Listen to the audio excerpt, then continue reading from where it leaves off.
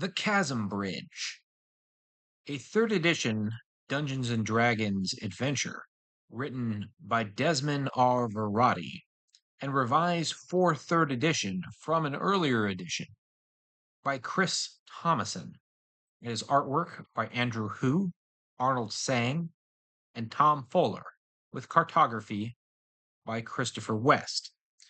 This adventure originated in Dungeon Magazine 101. Like many of the adventures that I review, this is an adventure I've actually run. The Chasm Bridge is made for 4 7th level characters, although you could run it with 6th level characters if there were, say, 5 or 6 6th level characters. I ran a version of this adventure for part of my Out of the Abyss campaign in 5th edition. It's fairly easy to transfer this adventure into 5th edition, by the way. The adventure essentially involves the player characters being underground or in the Underdark for some reason and coming to an Underdark toll station and then having to pay a toll to go from one part of the toll station to another. There's also a mage who is injured, who is somewhat evil at the toll station. He lives in the area of number 5 and number 4 on this map. Player characters will likely come to areas 10 or maybe from one of these side tunnels, arrive at location 1 perhaps, and they'll have to pay the toll more or less at location 2 or to one of the random ogres or dwergar here. Now, you'll note this is an older adventure for 3rd edition. Ogres in 5th edition take up a 10-foot space. Note that these spaces are 5 feet by 5 feet. So even in 3rd edition, an ogre would take up a 5 foot by 10 foot space. There are a lot of ogres located in location 1. This is kind of an odd thing about this adventure when it comes to the size of creatures, which is a bit of a flaw for this adventure. And if you've seen a lot of older Dungeons and Dragons adventures, you may notice that sometimes this same flaw, pops up from time to time of a really large enemy or a large number of really large enemies crammed into a very small space where they don't really fit in that space, which again is a bit of an issue. Now, this adventure is a 13-page adventure. Again, the premise is the player characters will come and have to pay a toll, but if they pay the toll, they can simply continue on their way as if location 1 and the mage who lives in location 4 or 5 are not really a problem. There are some additional enemies that they might encounter in location 12, for example, has some gargoyles. And then they might cross this bridge over here, location 13, and maybe go on their way, or maybe they go up towards location 10 and they leave. Which means that this adventure might not be much of an adventure at all. It may just simply be a little way stop in the player character's various journeys. This is again a little bit of a flaw, but it doesn't have to be. It could be a interesting role-playing scenario rather than a full adventure. The player characters might just get here, be surprised they found a toll station in the Underdark. They could go back the other way, perhaps, and try to go around this location, but there should be consequences for that. Say, it might take them 2 or 3 extra days, or they might have to go through some very dangerous terrain that brings them further down into the Underdark, unless they pay the toll, of course. Now, being that adventures, player characters are player characters, there is a good chance the player characters simply are not going to be willing to pay a toll to a bunch of ogres and dwergar, no matter who they are. When I ran this adventure, my characters came from location 10, this tunnel, and immediately refused to pay the toll and immediately attacked the Dwergar and ogres and fought their way through here and cleared the whole place out and then eventually left. Many things could happen in this adventure. It's not a guaranteed they're going to fight the ogre situation, and it shouldn't be. Again, it could be they just pay the toll, they interact with the various creatures thing. But it could also be that as they get closer to locations 11 and 13, they do fight a couple of gargoyles and, well, you can see what happens. Now, going into the adventure here, here's some background information. You get some pretty good descriptive text of each area. Some of these ogres have some slightly better armor than many of the typical ogres. They have armor sized for large creatures, and even a couple of magical weapons that might be sized for large creatures, which might prove interesting. Let's say a magical trident, for example, but one that might be too big for most characters to wield unless they're large size.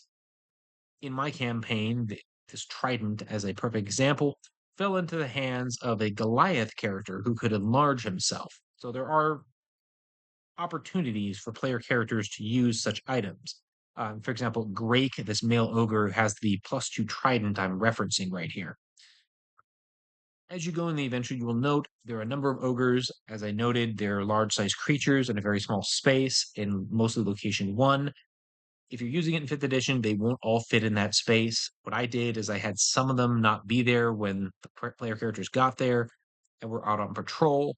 You could switch them out for bugbears, which is more sized accordingly, or you could just have them come back later, but they don't really fit the tunnel size anyways. Even in third edition, the tunnels are so narrow, it's odd that ogres would be here and squeeze into these very narrow tunnels. In fact, they would likely have to squeeze anyways. Now, there's also a female Arene. This is an older monster that is not in fifth edition. They did have this in third edition, for example, but you can find a 5e version, homebrew version of this creature online. You can see that there's a number of magic items, including a bag of holding, ring of protection, wand of magic missiles. Most of these items you'll find in this adventure are already in fifth edition, either in 2014 or 2020, or sorry, 2024. And you'll note as you go through here, there's some masterwork stuff. This is from third edition, but you could just make this regular scale mail. It will work fine if you're running it for fifth. You get this image of the mage, the Stell, who is essentially a mage who has been recently injured. He has a foot injury and thus is using a walking stick. His speed is likely going to be slower. He's fairly evil. You could have him associated with an evil organization such as the Zentarium or another evil organization or a thieves guild in your campaign, and it's fairly easy to write that in. You get some of the Dwergar here. They're noted as Warrior 3. This is a third edition thing. Like the Warrior class was like a lesser class that player characters or enemies could have. You could easily just make them basic Dwergar, with the 2014 rules of fifth edition. As you go in here further, you get Mistel. If you're running this in 2014, you could just make him a regular mage. He's ninth level or give or take ninth level. There is a mage build for 2024 as well that will work perfectly fine for this. The only interesting thing is he does have a number of magic items. Like a lot of older third edition adventures, they kind of load them up with magic items. Some of these items are not in fifth edition, such as this Wand of Hold Person, but it's not that difficult to create a wand based on a wand of magic missiles, for example, that he might have, or something similar.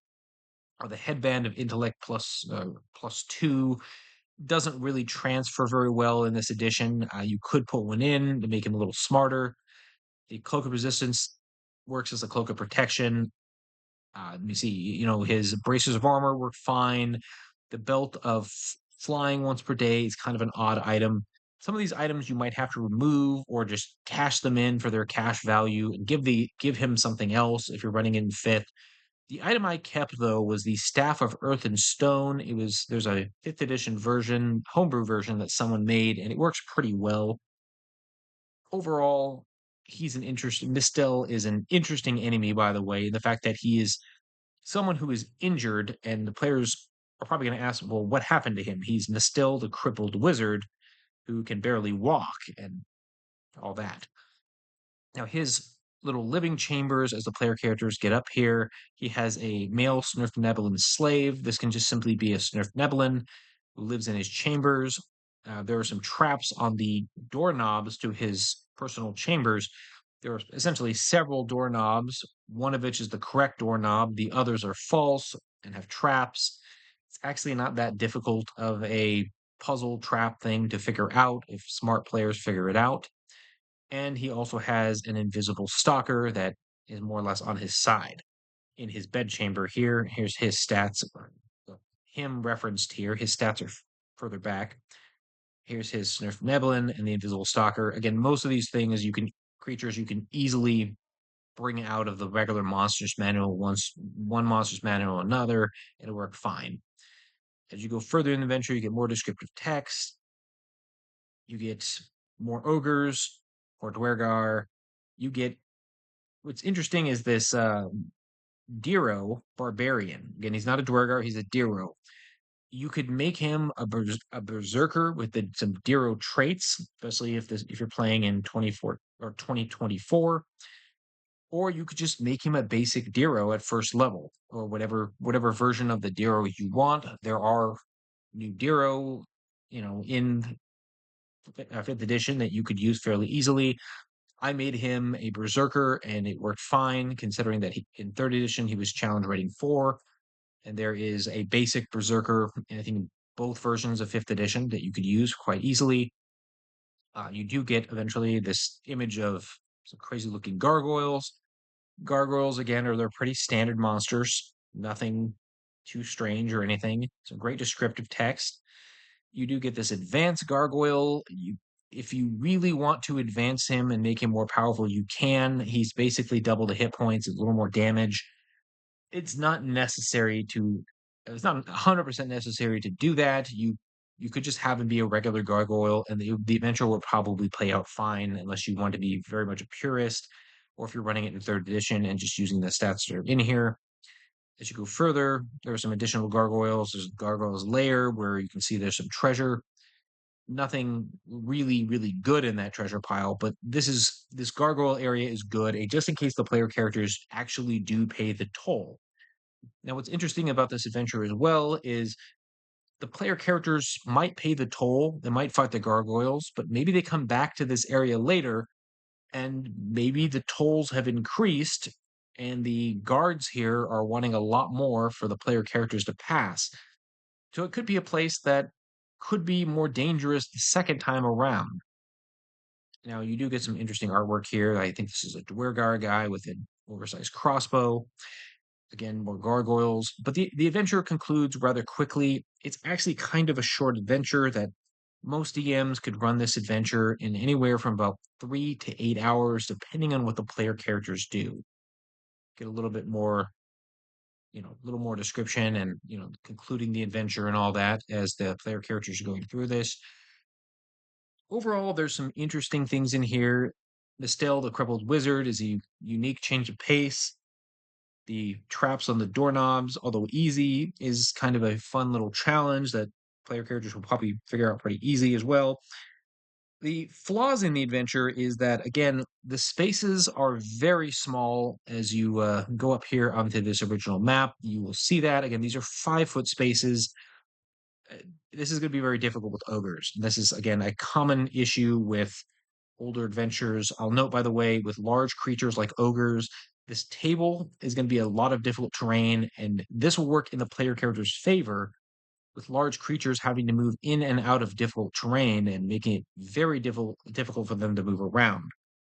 This means that the ogres, for example, are going to be at a huge tactical disadvantage in this adventure.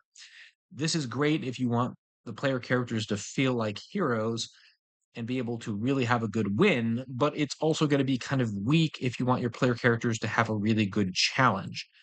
If you really want to use this adventure as a challenge, maybe bring it in when the player characters are maybe third or fourth level the first time, where they don't think they can handle a whole bunch of ogres and Dwergar, and they might have to pay the toll.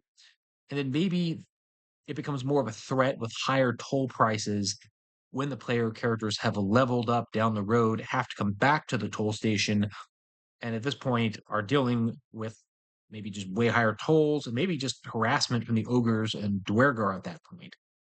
Now, note as well, I ran this adventure as one of the latter parts of my out of the Abyss campaign for the first act. My Out of the Abyss campaign, Out of Reference, is in its second act right now. We haven't gotten to the third act yet, but this works really well. It fits perfectly as your player characters are trying to leave the Underdark in that campaign. And being that it's an Underdark location, it fits anywhere. So it's really great for that fact. I also will note I redid the map for this with Dungeon Draft. I'll show you guys a picture of it. This is the original map from the adventure. The map I created looks like this. Kind of zoom in on it. It's the same size. You can see it's a little different, has a little more detail and higher resolution. You can see how narrow these paths are and where the bridge is, just everything like that. It matches the same terrain. Just felt like it looked a little better and it was higher quality as I ran this adventure essentially on Roll20. Let's go back over here real quick. And you can find this map, by the way, on my Patreon. It's one of the maps that I'll put up for free after the publication of this particular review. Guys, for this adventure, because it has some odd flaws, notably the spacing issue with some large creatures, and it potentially might not be an actual much of an adventure at all, I will rate this adventure a 3.5 out of 5. It has some very interesting points to it. I noted Mistel the Mage is unique. He could be used for some great role playing. The whole situation here is kind of a tense situation. And again, it could be some good role playing and it could lead to just a small encounter. And if, like I said, if you want to use it more effectively, it's a good location for player characters who are in the Underdark to come back to and have to deal with later. And like I said, I suggest running it for a lower level group, and so they have to pay a toll or have to go another way or something like that. But it's an adventure that could be a little bit problematic, just because it's not a guaranteed situation. That the conflict here is not guaranteed is really the issue. The player characters, like I said, might just pay the toll and be like, "Well, that's what we do," and they move on. And again, if that happens and you do want to encounter here, maybe they're near location 13 or along this ridge, and they get attacked by some gargoyles, which are just kind of a nuisance. There's still kind of an encounter there the player characters could do. I suggest that if they are just wanting some sort of encounter. There's also the bridge itself, which is more like a series of ropes. This should be more of a challenge to get across. In fifth edition, this would be athletic checks and acrobatics checks to safely cross. Hey guys, if you like these reviews, you want to see more of them, please like this video and subscribe for additional content.